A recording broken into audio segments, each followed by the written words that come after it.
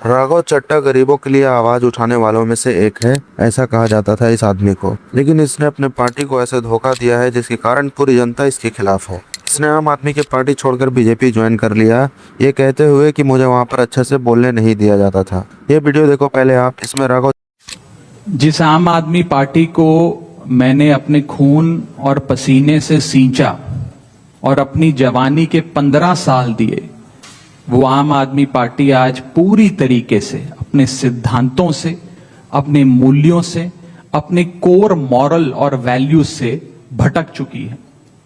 और अब ये पार्टी देश के लिए नहीं, देश के हित के लिए नहीं, बल्कि अपने पर्सनल फायदे के लिए काम कर रही है।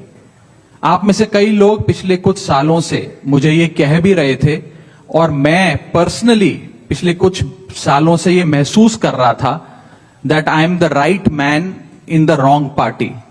I repeat, I am the right man in the wrong party. इसलिए आज हम ये अनाउंस करते हैं, मैं ये चड्ढा ने साफ साफ कहा कि मैं जनता के करीब जा रहा हूँ। इसको रियलाइज होने में इतना टाइम क्यों लगा? तुमने खुद कहा कि तुम इस पार्टी में करीब 15 साल से हो। दरअसल बात यह है कि इसे ईडी और सीबीआई का डर दिखाया जा रहा था।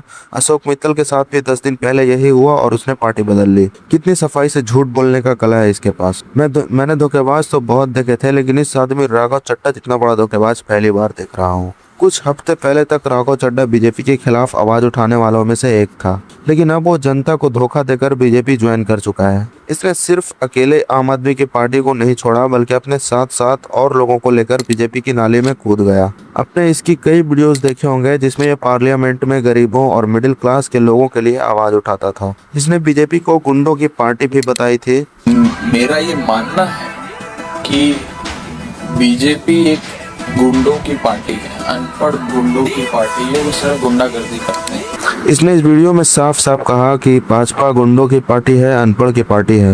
इन्होंने अपने अकाउंट से ट्वीट तो डिलीट कर दिया, लेकिन वीडियोस डिलीट नहीं हो पाई। इसने ये भी कहा कि आज तक कोई ऐसी रकम नहीं बनी जो राघव चड्ढा को खरीद ले। आज तक वो रकम नहीं बनी और वो शख्स पैदा नहीं हुआ जो राघव चड्ढा को, आम आदमी पार्टी को या अरविंद केजरीवाल को खरीद ले। आम जनता के साथ खेलने की लोगों ने परंपरा बना ली है।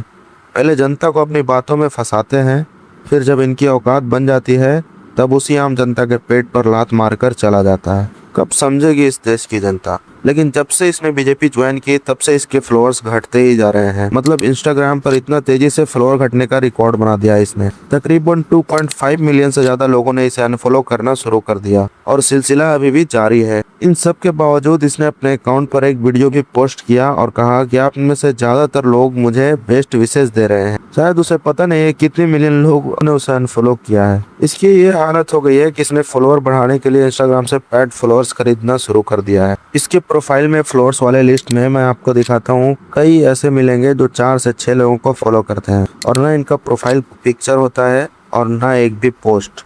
कई अकाउंट तो ऐसे हैं जो अप्रैल 2026 में ही बनाए गए हैं। ये फेक फॉलोअर्स खरीदने का कोई फायदा नहीं है राघव, क्योंकि इंस्टाग्राम फेक आईडी को रिमूव करते रहता है। राघव चड्ढा जो चेंजी आपको उठा सकती है वो चेंजी आपको गिरा भी सकती है।